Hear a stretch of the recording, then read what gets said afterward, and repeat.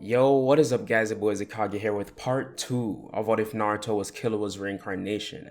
So you guys absolutely loved this series and I've been trying to make my ships more believable, so hopefully you guys will like this one because that's what I get into the most. But with that said, Discord link and link for some fire anime merch in the description, and with that said, let's just get right into the what if.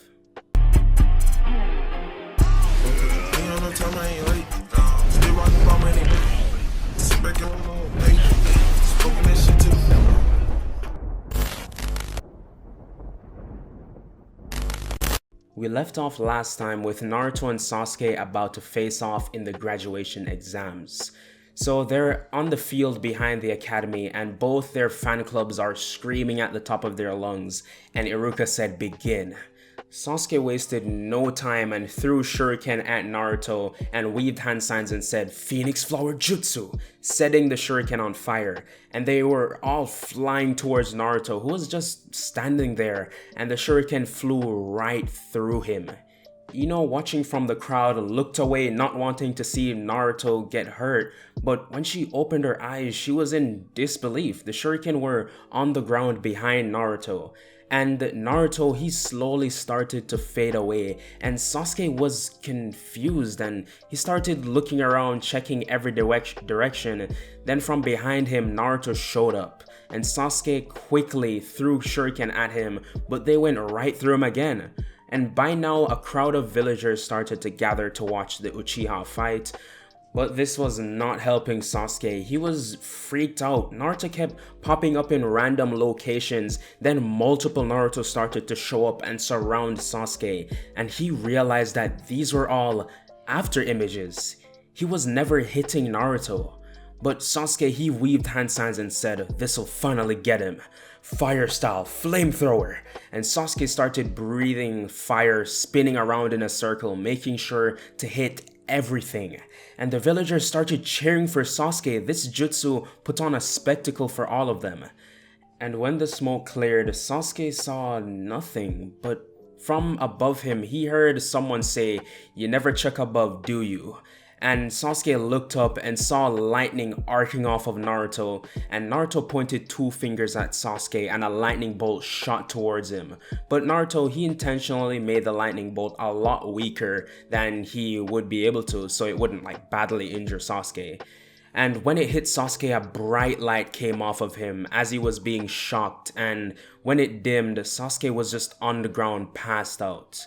So Naruto landed next to him and all of his fangirls started to cheer Naruto's name, and for once in his life, Naruto felt happy. He felt accepted by everyone. But this cheering was drowned out by the mob of villagers booing Naruto for beating Sasuke, and even started throwing trash and stones at Naruto, so he quickly picked Sasuke up and ran into the academy with Ino running behind Naruto. So Naruto, he got to the infirmary and left Sasuke there to get healed up by the medical ninjas. And when he walked out, Naruto saw Ino standing there and asked, "Why are you here?" And Ino said, well... But before she could even finish, Naruto said, "If it's about Sasuke, he'll be fine." And he was about to walk away, but Ino said, "No, it's not about Sasuke, it's about you. I wanted to know if you were alright." And Naruto said, "Oh, I guess I'm fine." And Ino was thinking this is the best place to tell Naruto how she feels. But then all of the academy students were returning to class and Naruto, he was walking back as well, so Ino, she just lowered her head and put it off again. So when they got back to class, Iruka said, "Good job everyone, and there were some impressive fights out there. Return in a week and we'll have all the teams ready." So everyone, they go home for the day, and Naruto's plans for the next week is just to do some lightning training. So the next day, while he's in the middle of a set, while Naruto is training, he gets a knock at the door, and he finishes up his reps, his push-ups, and he goes to answer it. And when he opens the door, Naruto sees Ino, and Naruto, he was a bit confused and asked, "Why are you here?" And Ino was a bit shy and said, well, I wanted to ask if you wanted to go out and eat. I know a good barbecue place. And Naruto, he hears his stomach rumble and looks back into his apartment, and all he sees is nothing but spoiled milk and empty ramen cups. So Naruto, he looked back at Ino and says, you're paying. So the two go out and have a pretty good time. First, they went to the Genin festival. They have this every year for the new Genins getting assigned. So there they had a bunch of carnival games, and Naruto, he even won this massive bear for Ino, like almost as big as her. So they had some fun, but when people started noticing that Naruto was playing their games, whenever he would come to their stall, they would close down, but as soon as he leaves, they reopen. So Ino, realizing this and seeing how like uncomfortable Naruto is, she says, let's just head to the barbecue place. And lucky for Naruto, the villagers running that place, they didn't have a problem with Naruto. Actually, they felt bad for him. After news spread about him being kidnapped and basically tortured, who wouldn't? So Naruto got this huge tray of beef and his mouth started watering even before they were cooked. And Ino was just watching as Naruto is chomping down the food, and he said to her, are you gonna eat that? And Ino laughed and said, you can have some. So overall, they had a pretty good time. And by the time they were leaving the barbecue place, it was becoming nighttime.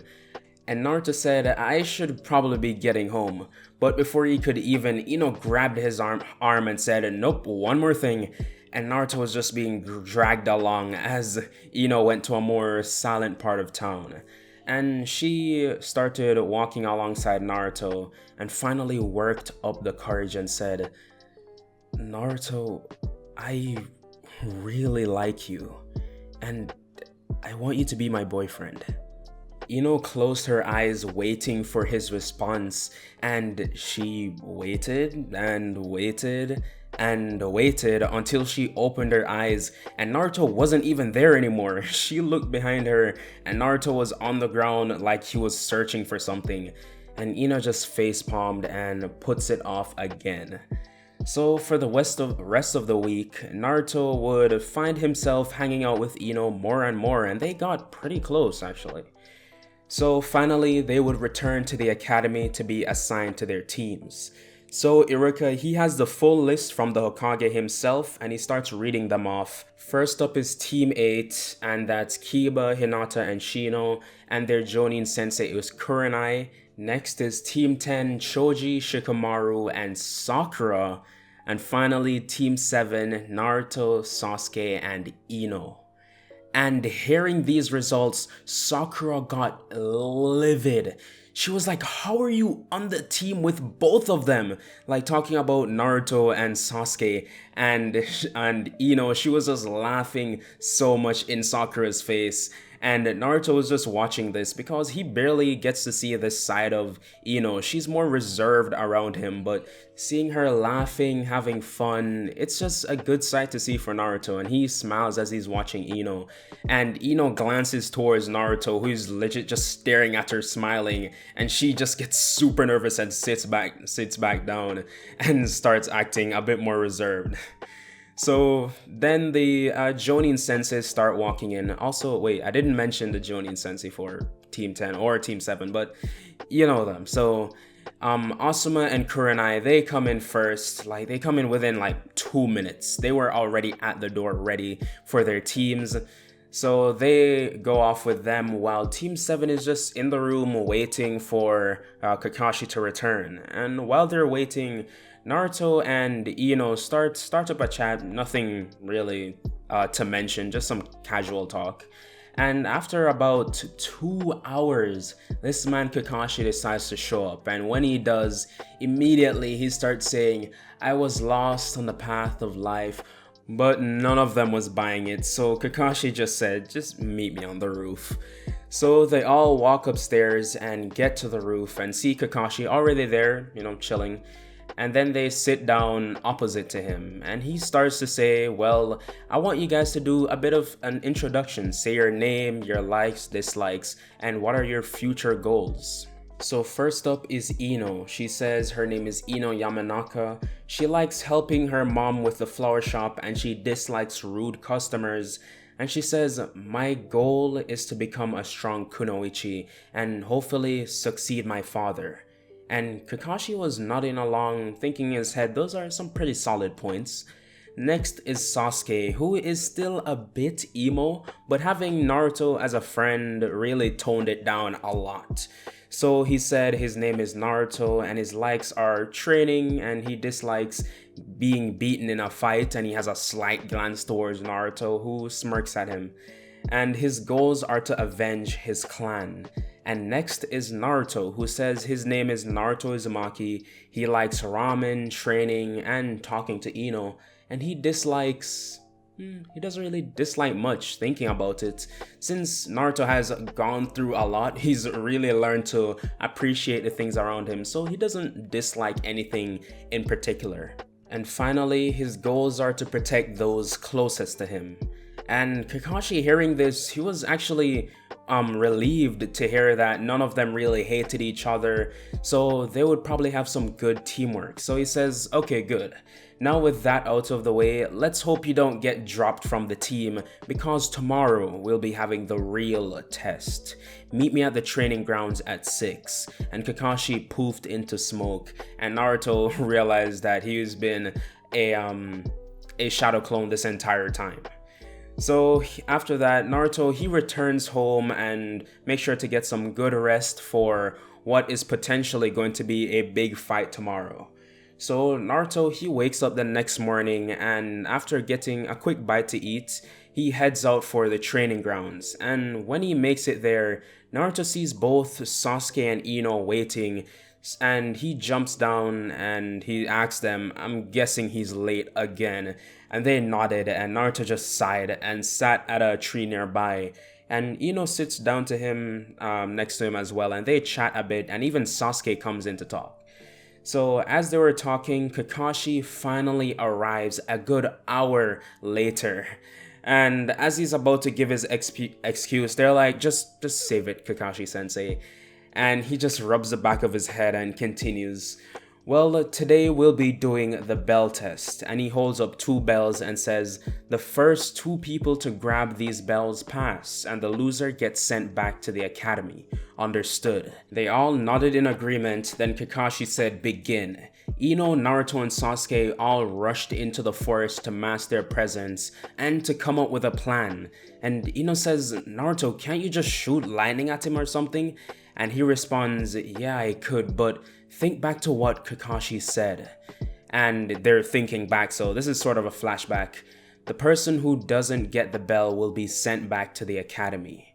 And Naruto says he has never seen a 3-man team, so either he's bluffing or our team is gonna be the first in history, which he really doubts that.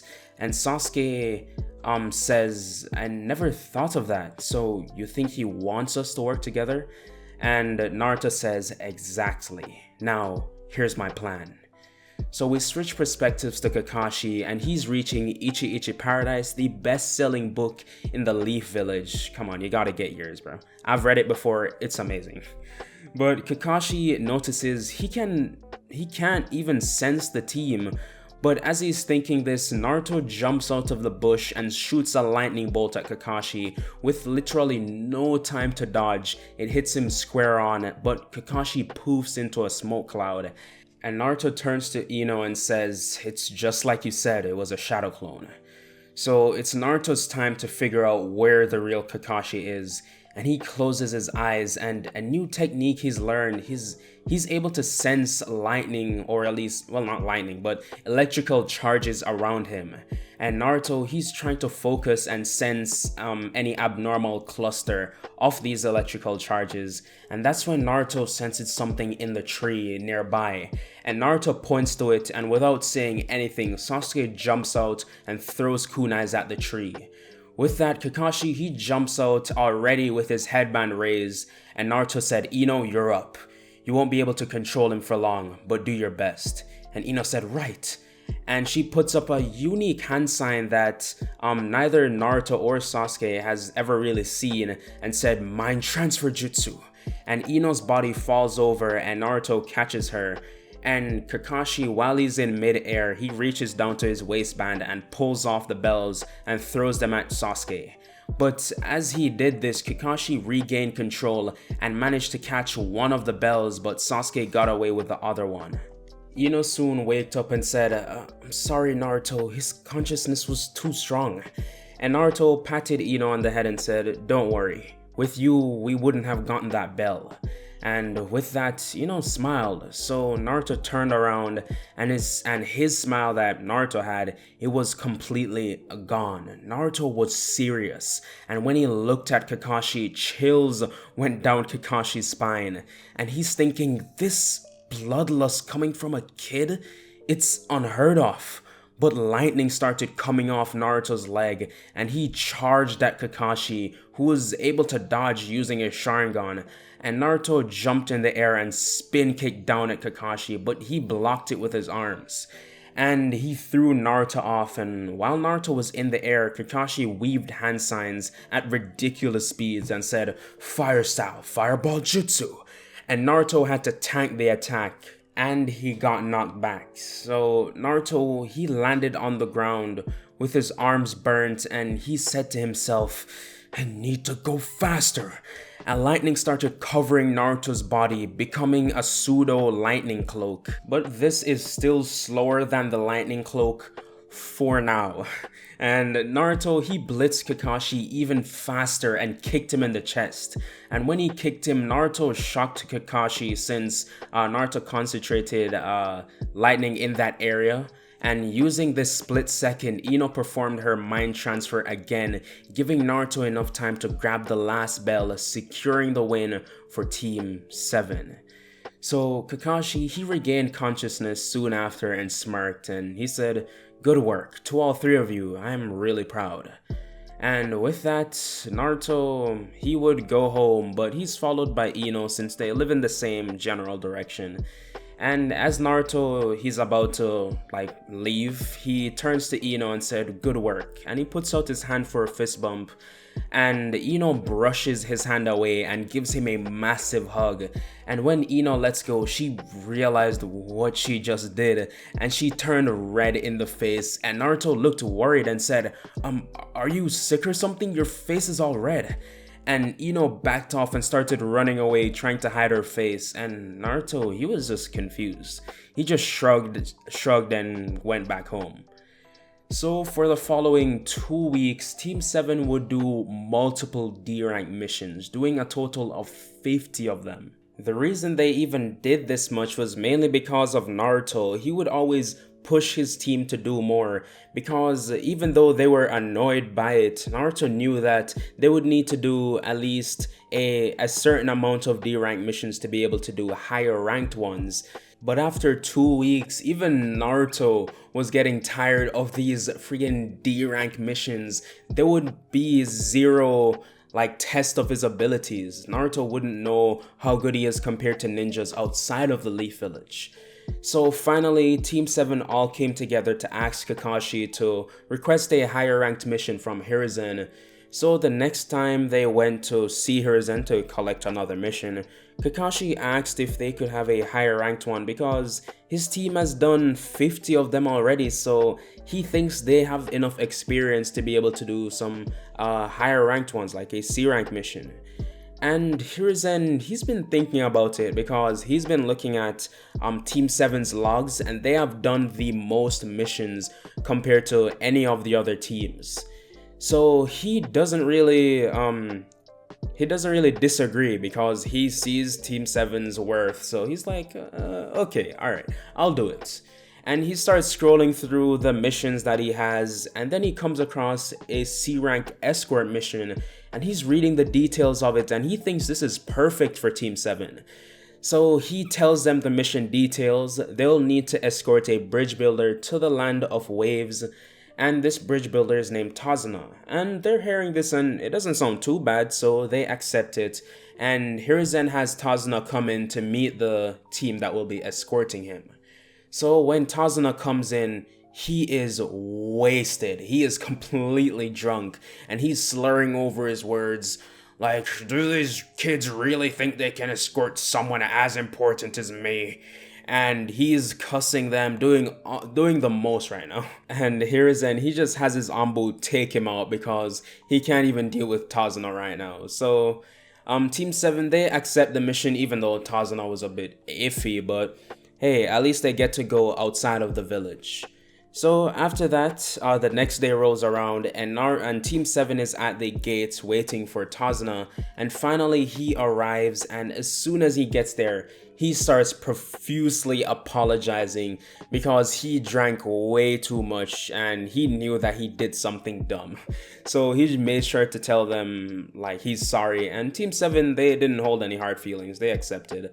And they got on their way to the land of waves, but that is where I'm going to be leaving this one off. Thank you guys for sticking all the way to the end. I made sure not to leave you guys on too much of a cliffhanger. But tell me how you enjoyed this what if, because I really tried to get the ship right, make sure to make it be believable. So hopefully it was for you guys. Tell me what you think in the comments, and yeah, if you guys liked it, like, and if you like my content in general, consider subscribing, and yeah, I'll see you guys in the next what if. And remember, like and subscribe.